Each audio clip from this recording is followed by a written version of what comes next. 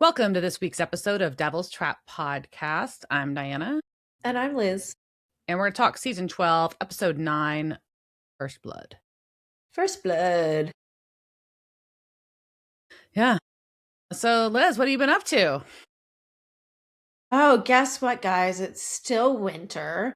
We have all just experienced more winter, just coming down in fun fashions. I learned how to fix a well after it's frozen. I was very proud of myself for fixing something before I called somebody, which was good.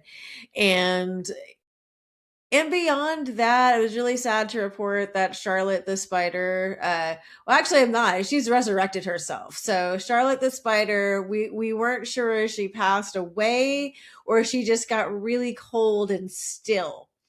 And she got really still on the ground. So I had picked her up and I put her in, I've got a container garden on my porch, and I put her in the dirt of the container garden. I put a little blanket over her. It wasn't a blanket over the garden. So I kind of covered her with a blanket and kind of went about the day. And the next day, though, Charlotte's gone. So Charlotte has arisen. Mysteries upon mysteries. Yeah. So if you get a web in your house with, resist, disobey, like written across it, that is from Charlotte, my spider, has come to say hello to you. Her babies we're still waiting for her babies to hatch. So don't worry, you can still get those too. But you may get the resurrected Charlotte.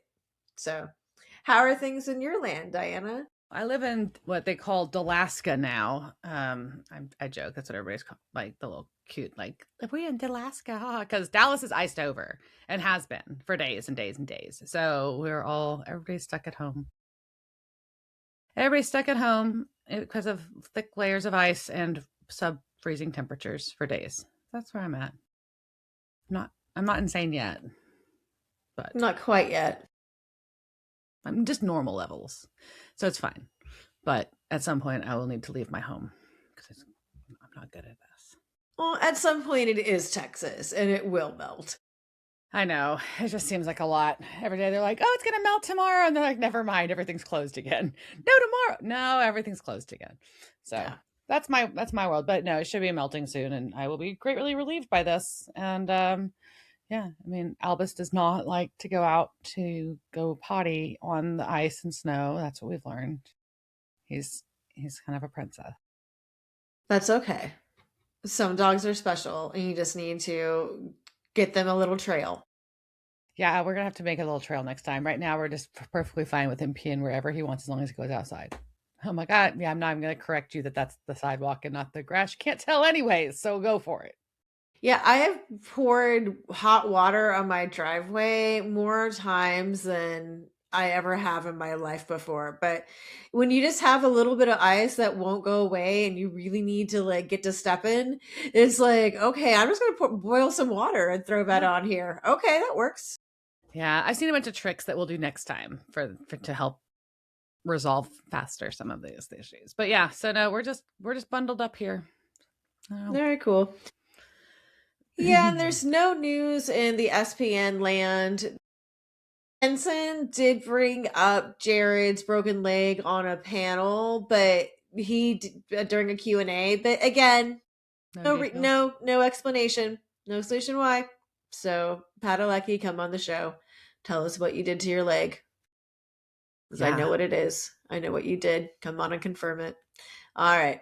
So this episode, as we said, is First Blood. Now, First Blood is a reference to the song by AC/DC, which is played in the beginning, as well as the 1982 film of the same name with John Rambo in it, which also happens to be the first R-rated movie that I saw in the theater. I was a child. I should not have been seeing this movie in the theater. No, my neighbors I was like, what? My neighbors took me. So 1982 film. I was born in 1977. Let's do some math of when I saw my first R-rated movie. Oh, no. All right. So this was episode 9 of season 12, and it was Supernatural's 250th episode. What? Yeah, and there was a whole bunch of really good Entertainment Weekly magazines, episodes, issues. Those are the word I was looking for. That's what magazines are. They make issues. So I remember that. But that also means that it's our 250th episode or about then. We've had bonuses. So it's, I don't know what's count, but we'll just say it's close enough. So, woo! 250. Yay! 250. Yay! That's insane. And this episode first aired January 26, 2017 and was directed by Robert Singer.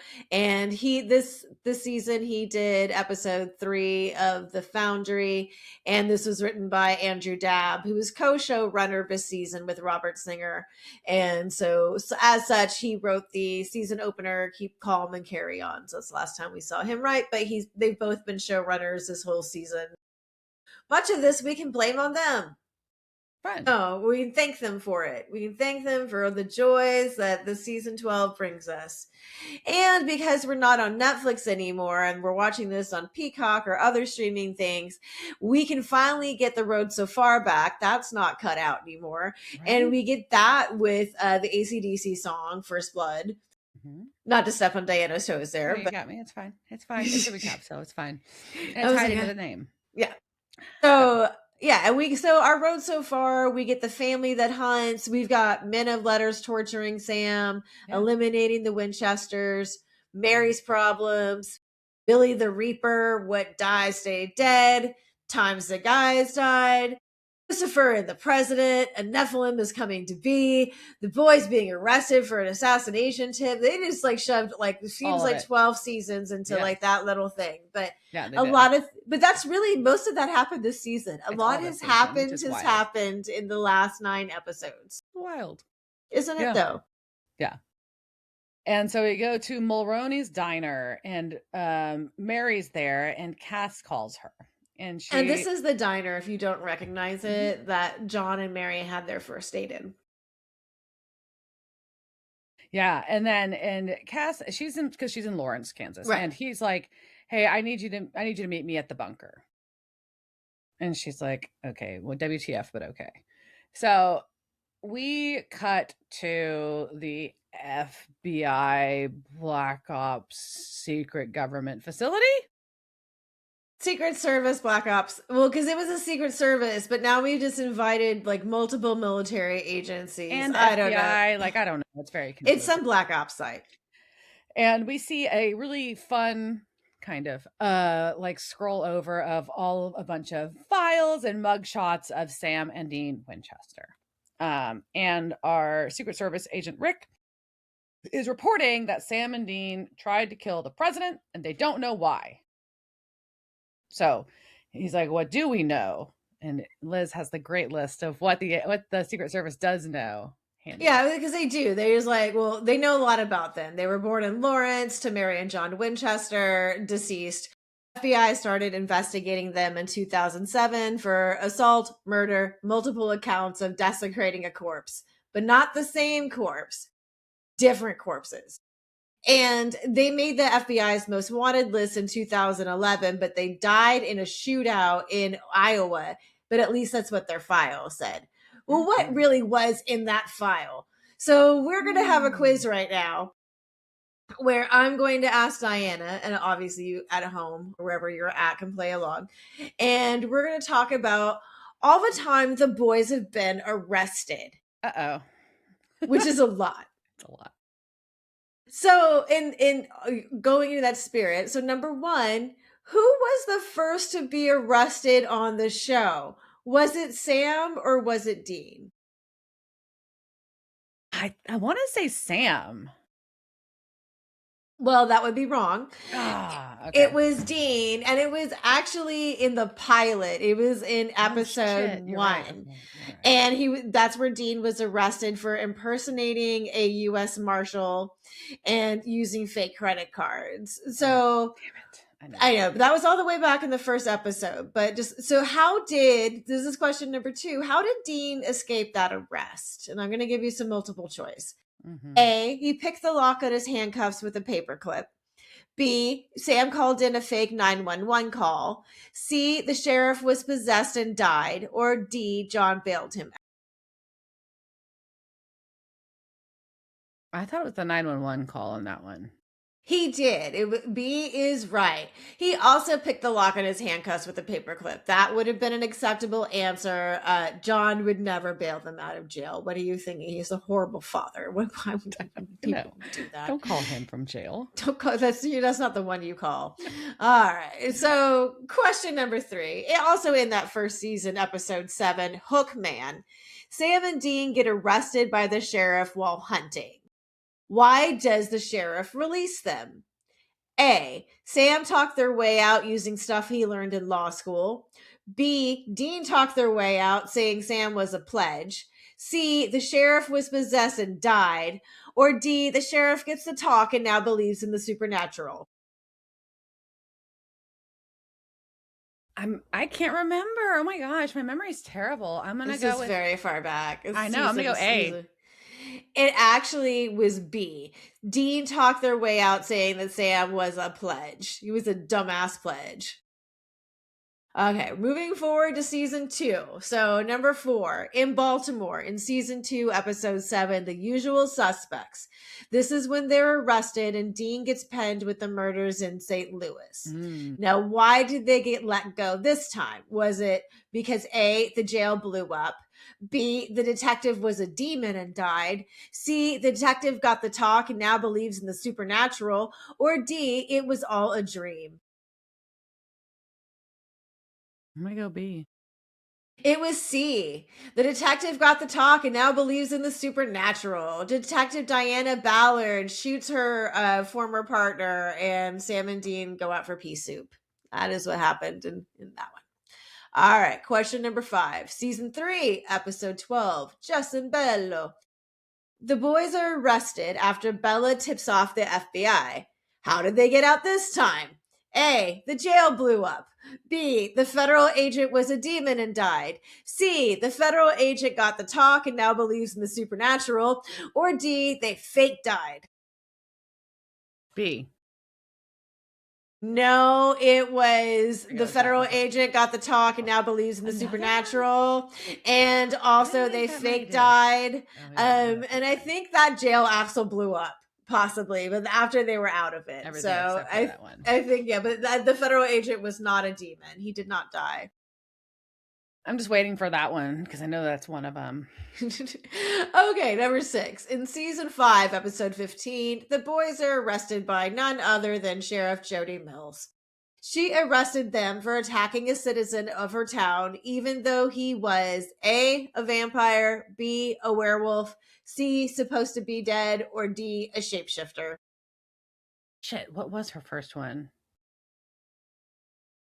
You always remember your first one. B. Nope, supposed to be dead. There were zombies. Remember, like her boy comes back. Yeah, I knew it because I knew that because I know it wasn't. I knew for sure it wasn't vampires. It was that one. Damn it. All right, question number 7. When Dean gets arrested in season 6, chapter 9, clap your hands if you believe. What does he yell as he gets put in the back of the squad car? A, see you in hell. B, son of a bitch. C, fight the fairies. Or D, you idiots. C. It is fight the fairies. Number 8. Sam gets arrested by himself in season 6, episode 13, Unforgiven. Why was he arrested this time? A, credit card fraud. B, punching a cop. C, breaking and entering. Or D, desecrating a corpse. I think it was C or D, but I'm going with C. It was B, punching a cop. Oh, that's right. He did punch a cop. Soulless Sam attacked Deputy Atkins, and he came back to town and found out that he was arrested for punching. Why are these guys not in prison? Okay, question 9. In season 7, episode 6, Flash Fiction, the boys were once again arrested, this time because of a widely televised killing spree featuring their clones. Why were the boys released this time? A, the jail blew up. B, the sheriff saw something crazy and now believes in the supernatural. C, the sheriff was a Leviathan and they killed him. Or D, they fake died. I think it's A, but I'm not married to that. Nope, it's B. The sheriff saw something crazy and now Now believes in the believes. supernatural. I didn't think they convinced this many cops. I don't remember them convincing this Well, many cops while I was watching it. the sheriffs this time saw clone Dean eat his deputy. Oh, So okay. he was, while the real Dean was in jail, so kind of convinced him that real Dean wasn't, he was like, That's he saw right. his face come off and eat something. But then also they used the dead Leviathan clones to say that they died again. So that you could have gone with a fake die. Fake died. Fake died. There are a lot of fake dying. All right, A lot number of dying. 10. Why did Dean get arrested in Shreveport, Louisiana in season 10, episode 22, The Prisoner? Was it for A, solicitation, B, breaking and entering, C, a broken taillight, or D, corpse desecration? This was not long ago, and I cannot remember. Why I'm bad at this. Yeah, just maybe just they're being arrested. Is it just, or the ice has killed your brain? That's both possible. Yeah. Let's go with D. Why not? No, it was a broken I taillight. knew it. I knew it. They I stopped that. I'm they like, it's a broken tail light for the sure. bastards Because I the knew it. I bastards remember. they punched out baby's tail light I remember. and used that. So okay, Oh, so a bonus. fail. Yeah, up until this point in the show, how many times has Sam and Dean been arrested? And you count each of theirs as one. Like, for example, if they both got arrested at the same time, that's two, right? It's two arrests because Sam got arrested and Dean got arrested. So up to season 12, episode 9, including last time, how many times have they been arrested? God.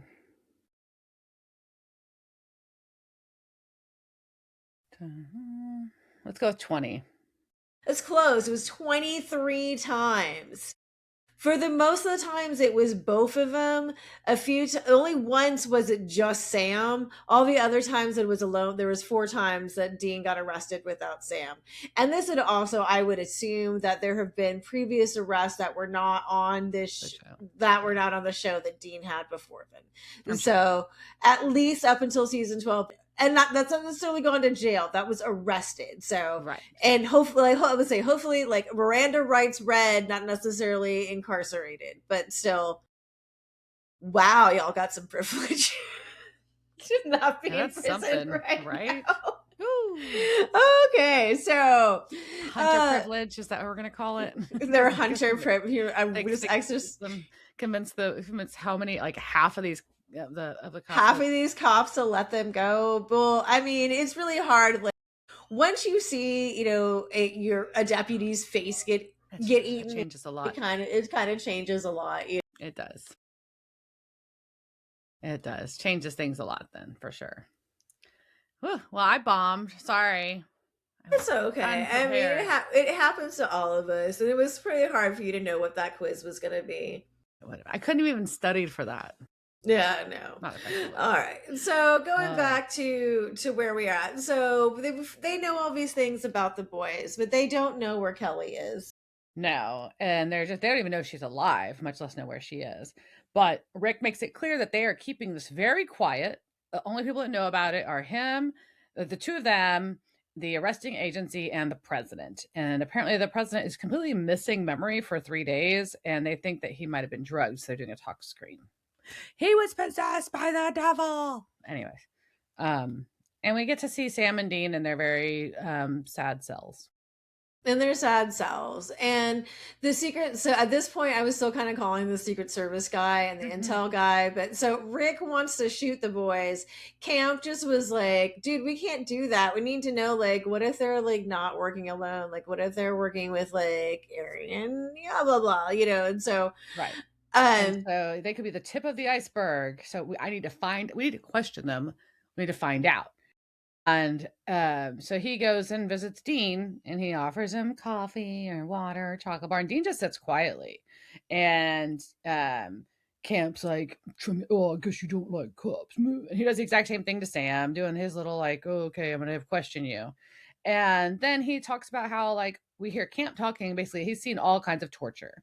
And he's like, but you know what actually works is nothing. You leave them in the dark for who knows how long, maybe a month, maybe a year, and they will get so crazy to talk and see people that they will tell you anything. And then he's not giving them a phone call. Yeah. So that's his plan, is he's going to lock them away Wait him and out. basically deep isolation them into confessing whatever.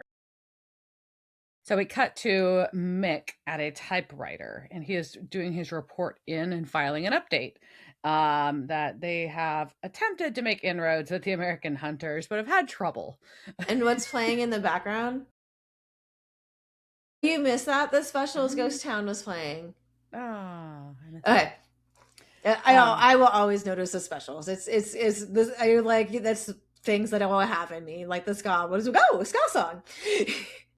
And we cut to see Mick meet with a hunter at a diner, and Wally, and he's like explaining, like, "Oh, you need us. We've got all these weapons and money. We really need each other. Oh, we just want to do this for the greater good." And Wally's like, "Let me see your hands," and they're soft. And he's like, "Have you ever even hunted?" And he's like, "I'm not interested in taking orders from a paper pusher." No, a limey baby for paper Limey pusher. paper. You're We right. A got to make limey. sure we get that insult right in there too. Just got to get that Yes. slur in. Yeah, limey paper pusher, and tells him to shove that offer and pays for his lunch and leaves. He does. And we cut from there back to the bunker where Mary is ripping Cass a new one for leaving the boys. But she also is now feeling guilty, and the fact that they haven't called her. They're like, oh, why didn't they call me? Like, even And it's though I also told them not to. exactly, and it's not fair that she's blaming Cass either for this. It's like, come on. No, I think Cass has taken on far too much personal responsibility for many things that have happened this season, and he needs to lay off some of this blame on other people. But Agreed. so yeah, so that's Mary is. But she, yeah, I think she knows that she probably went too far, but she goes a little too far there. And then we go to their offsite prison where Dean has gotten a screw off his bed and he's using that to mark the time. Yeah. And we see them get fed, and it's like, a pile of like, ground beef with mashed potatoes and corn. And Sam, Shepherd's pie. basically, if you put them together, fuck yeah, it is. And Sam's cringing at it, and Dean's happily, Dean like shrugs and smiles and eats away. Um, and continues marking time. And we see more and more time passing. We see, and they mark this not just with Dean marking the wall, but also with them delivering bologna sandwiches and breakfast. So we see food coming as our time marker too. And they use the same cut 3 times, twice in a row at the beginning, then as the final scene, which is kind of the mash thing. Yes. So we see Crowley in his tropical drink With at the a bar pitchfork in it. with his pitchfork, and at a bar, and he tells Cass that he I can't. always want a tiki drink every time I watch this. I'm like, God damn it. Like, that sounds so good. Go tiki bar. Yeah, I know. I'm into one in a minute. Makes me sad. So, and Castiel's pointing out, like, "Hey, don't you have all these connections and spies? What the fuck?" And and Crowley's like, Whatever happened to Moose and Squirrel is above my connections pay grade. So they are deep hidden."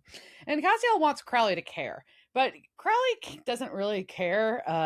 So he says, and he talks about, because he asks a really pointed question: "Is, do you know how many powerful beings have tried to kill Sam and Dean, including himself?"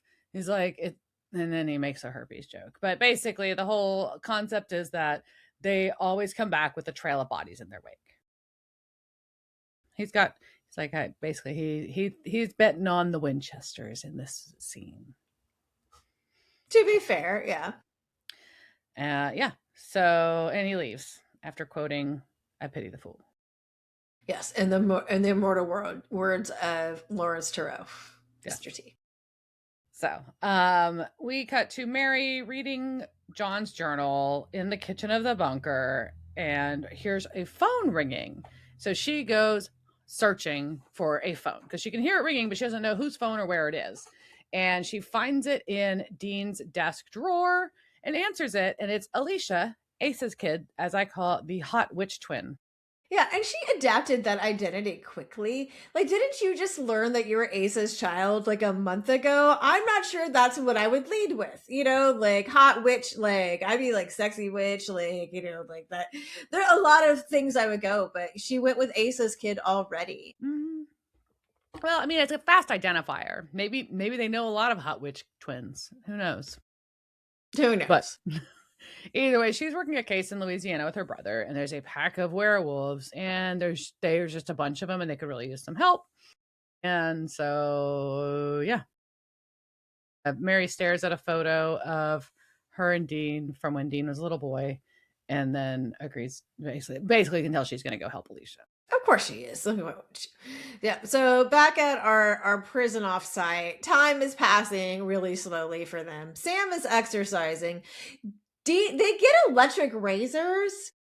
Is that something you get in prison? Like, I I didn't don't think know. you got that. I mean, I guess this isn't a regular prison, but Is it less dangerous than a razor blade? Like, I don't know. I feel like it's less dangerous because it would be really hard to like hurt somebody. You'd have to like them For a like a long long time. time to like. I mean, I've cut myself with those, and because they're weird, right? I They're think pinchy. yeah, I don't understand them. I don't get. They scare me. They really do. I'm like, I don't know. I didn't know I had a fear of electric razors till now, but I do. Okay. Okay. And also they're clearly getting haircuts, but they're not chopping off Sam's hair. So they're just like letting like Sam's hair like grow to They like have a keep that length. stylist? And they're like, we can't hurt the locks, sir. Like, we're gonna keep Dean's hair the way we keep cutting that one short and tight, but Sam's locks we're gonna let flow. Oh my gosh, you're right. Because we're already 2 weeks in at this point, plus, and we're creeping up to By 20. the time they It's come back. out It's of it, 30 it's like, days yeah. plus. And then Yeah. later on, we find out the whole time was longer than that. But yeah, we're pushing 30 days right now. And then, so Mary goes back to the bunker with Castiel, and she apologizes that she was angry, but he's like, no, you're right. I shouldn't have left them. Bleh. And she's like, oh, and it sucks because all my contacts are retired or dead. So we are now at 6 weeks, 2 days, and 10 hours since they were arrested. And so Cass is like, what have you heard about these killings in Lancaster, Missouri? And because he figured out it was a vampire, and he's like, he knows Sam and Deed would investigate and save the day and kill the monsters. And he tried to go, but he asked the wrong questions to the wrong people, but he could just never even get close, and more people died. So he ran away. And Mary's like, we'll go back. And Cass is like, I don't want to get in the way. Oh. Aw, poor Cass. So we go from there back to our prison, and Chow Time is coming through, and Chow Time is being met with a passed out Winchester. Sam is dead. What?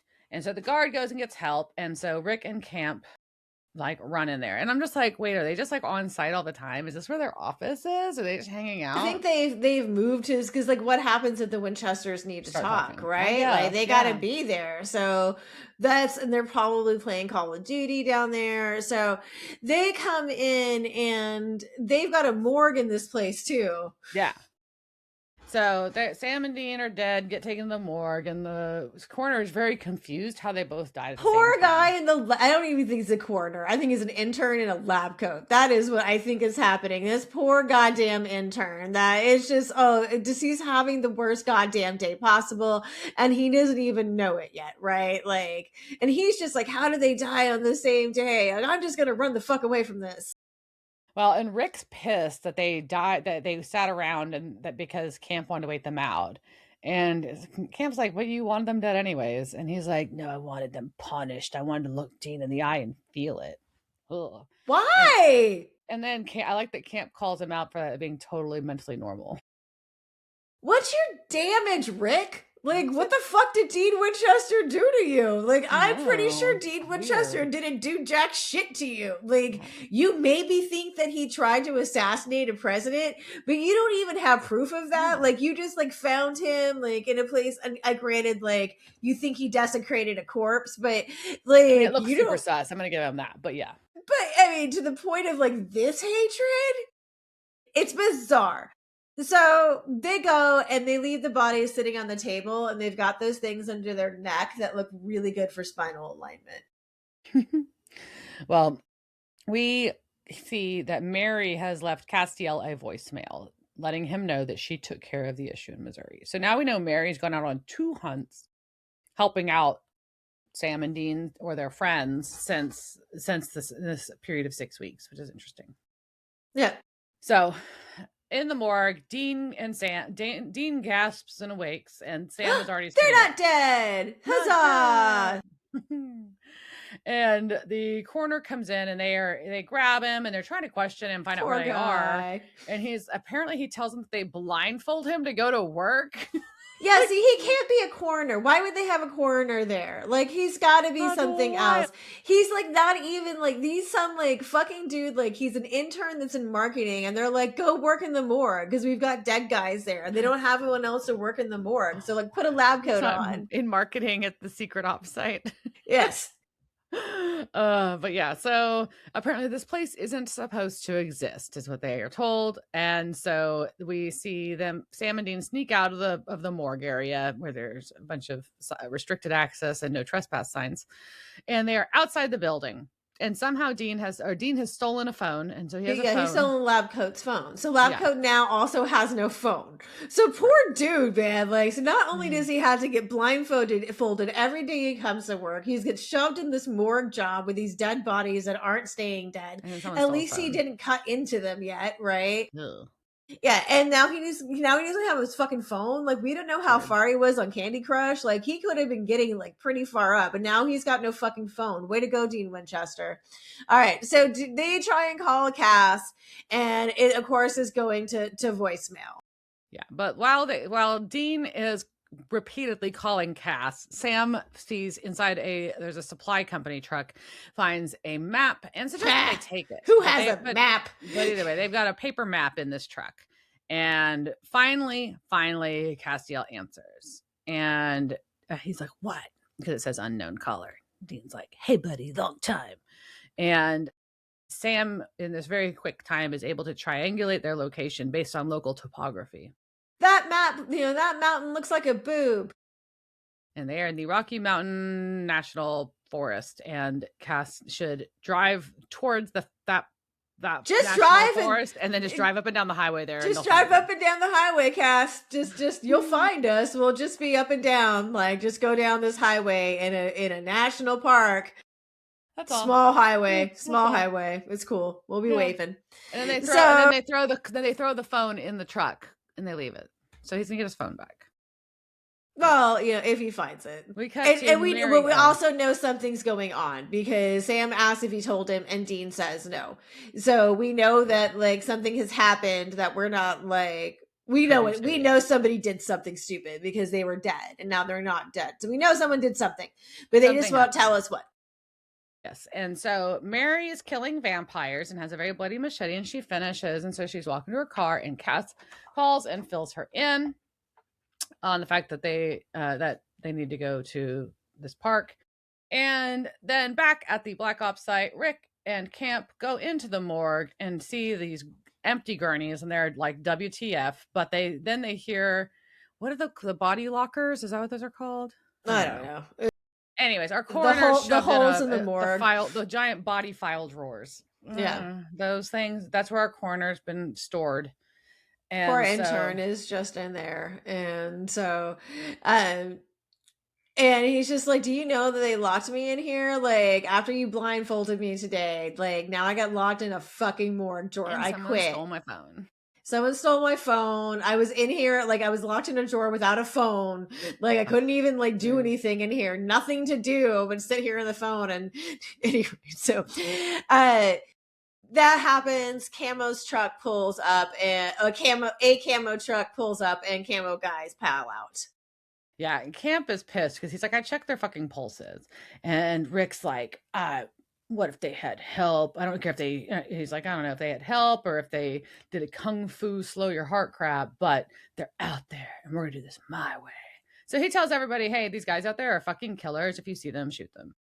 Yep, fuck due process. We're just gonna shoot these guys on sight because that's how we do things. That's awesome. So Then we go from there to the parking lot where Mary got there super fast. Very quickly. And Cass is just like, well, we may want backup. And she's like, well, I hope we can do better than Crowley and Rowena. He's like, well, I have an idea. And we get one quick cut of Sam and Dean running through the woods in here too. But they say we also see Rick and Camp running through the woods, and Rick just keeps talking shit to Camp, who's kind of struggling at the woods running thing. Yeah, He's definitely an office dude now. well, he's kind of an older man, and not all older men run through a forest every day. And I don't even know like Ranger Rick is like that, like in shape. He just happens to have some good endurance or something. He's just blessed. So Well, Sam and Dean are calculating time, and they're like, "Okay, we need to talk." And Dean's like, "Yeah, we do, but we need to talk later. Right now, we're gonna go cross this creek and try not to leave footprints, but they leave footprints anyways." they leave like massive, giant, like massive footprints. Just like they might as well just take the boots off and like put them in the ground. And like Leave I'm 'em there. surprised, just like sucking I them up in the know. mud as they go. So, but then they go through a stream, so everything is gone. Like it's fine. You can't find them now. Where are No. we? Missing. So Castiel and Mary meet Mick and Mr. Ketch, and Mary's pissed. She's like, "What the fuck? These motherfuckers tried to kill Sam and Dean and almost did." And so maybe the demon, demon and mommy don't look so bad now.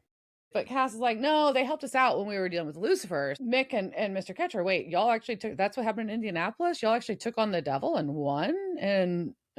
And Cass confirms, and they're impressed. So they're impressed, yeah, as you should be. Like, yeah. wow, you took on the devil himself. That's pretty big. And Mary's like, yeah, we're gonna need help with this situation. And Mick's like, well, whatever, I came to make friends, and all of the, hunters kind of fucking hate us. So saving them is good business. So that's pretty much what it comes down to. And she's like, fine, okay, they're being held somewhere, near the Rocky Mountain, National Forest. And Commissioner Ketch is like, oh yeah, Site 94. I know where that is. It's a government facility for shadow ops. And here's the highway we need to meet off of. And he's like, oh, that's a long stretch. Let me pull up my thermal satellite and we'll find them. Okay. Yeah, well, they're borrowing someone's satellite. It's not theirs. So, and Ketch wants to know if they know what trouble they're walking into, and everyone's like, "Nope, we don't know what we're doing. We're just going walking along this highway looking for Sam and Dean, like they told us to. We're just going to find them in the woods." So, Rick and the Rangers are making headway through the park, and they're very close to Sam and Dean. They're like really close. They cross the creek. They're super close to the point where Sam and Dean are hiding behind a tree and watching them come up with them. And they finally actually snag poor Norton, who's being called on the radio right then. And he informs on the radio Norton has gone night-night. And then he tells Rick, you need to tell your boys to turn around and no one gets hurt. And Rick's like, no, I'm going to take my highly trained soldiers to track you down. You can't run forever. You're trapped. And Dean's like, we have a failure to communicate. We're not trapped out here with you. You're trapped out here with us. And it's nighttime. It is. Mm-hmm. And they find a creepy abandoned cabin. And there's knives and a it's a cabin full of like the most useful things ever. Very like if this is the cabin you want to find in the woods when you've got to take on a military operation that's coming after you in the woods. And so you're right. They've got matches, lamps, knives, bear traps, first aid kit. They're set. So they're setting up some traps. And then we see Rick and team sneaking up, and they can tell that there's somebody in the cabin. And they see shadows. So they've got crazy green lasers on their laser sights on their rifles.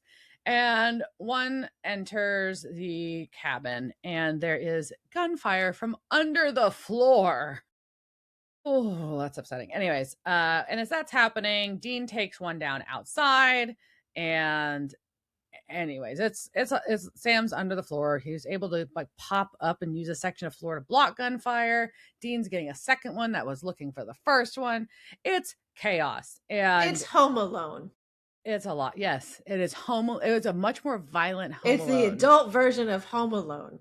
Correct. And so, yeah, so we get a stabbed person, we get one of them shooting up a table, one of them gets knocked unconscious. Sam takes out another one and he puts the first aid kit on his chest. That's very sweet. And very nice of him. So, And then who steps in that fucking bear trap? but Rick. Of course. Told you, trapped. Dean gets to tell him. Ha ha ha. Anyways, but Camp is nearby, and Rick yells at Camp to shoot Dean. But Sam has shotgun pointed at Camp, so he can't. And so Sam's like, "You want the truth? The president was possessed by the devil, and we saved his life." So that is how they escaped from jail this time. Was they told them the truth about the supernatural, but not necessarily did everybody believe them. They just threatened them if they went after them. And they want to know who you are. Who are you? And Sam, we're the guys who saved the world. Da-da-da. Powerpuff Girls. And so It was very superhero-y, wasn't it it? was very superhero-y. So they go off, and then wonders of all wonders, they find Cass and Mary in the Rocky Mountain National Forest. Yeah. And they're all excited. They're like, "Oh my gosh, you found us. How did you find us?" After they told them to find them this way. And then, of course, Mick and Mr. Ketch are identified. And so that's where they talk about their thermal imaging satellite from space that they borrowed. Someday I'll own one.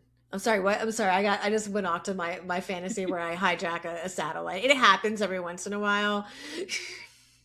Oh, and then Sam's like, "We should get out of here before the people we left call for backup." And Mr. Ketch creepily is like, "You left survivors?" And Dean's like, "Yeah, they were soldiers doing what they were told."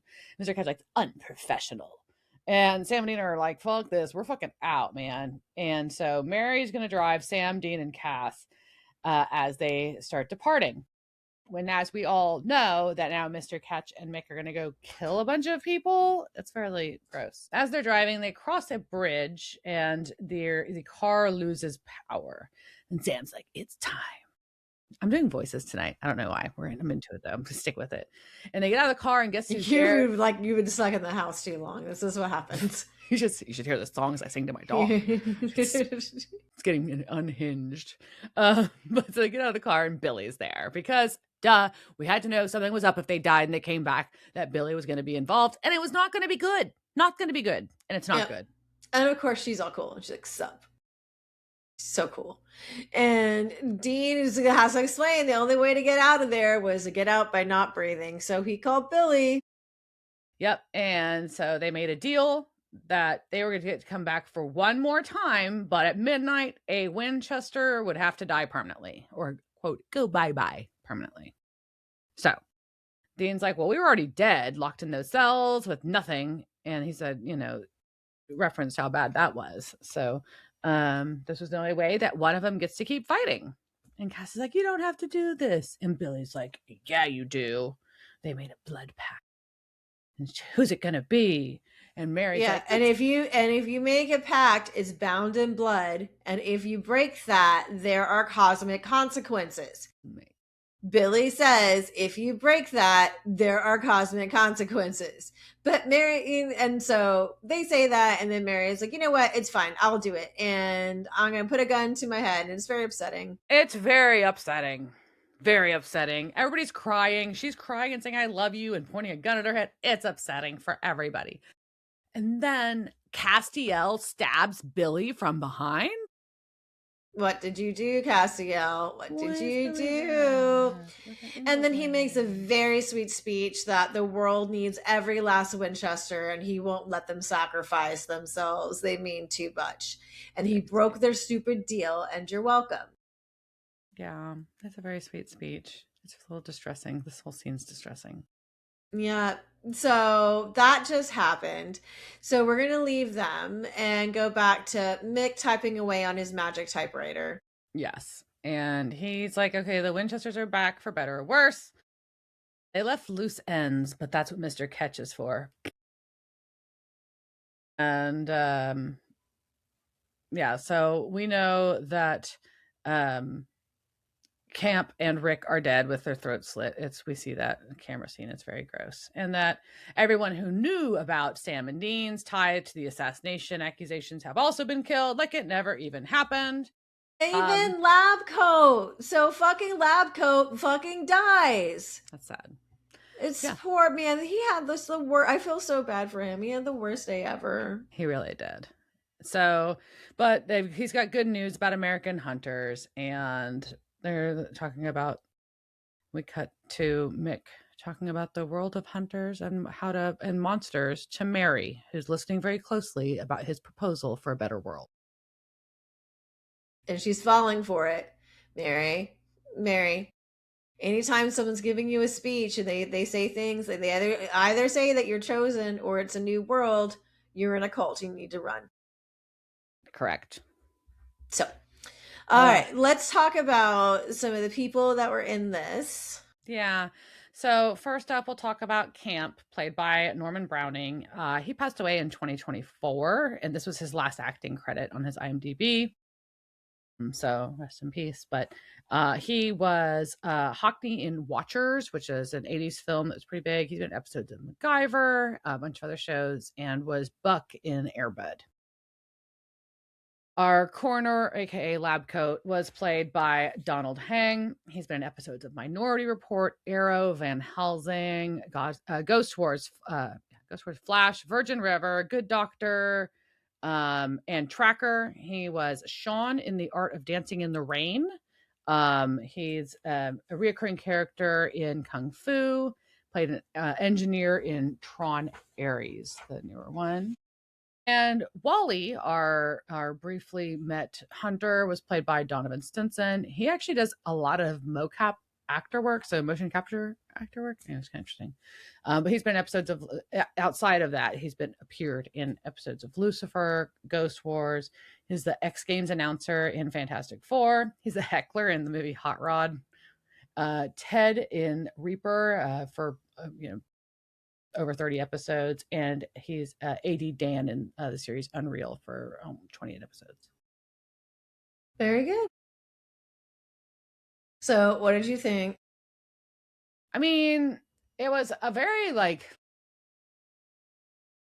don't know, I was trying to say it was an intense episode. How about that? It was intense.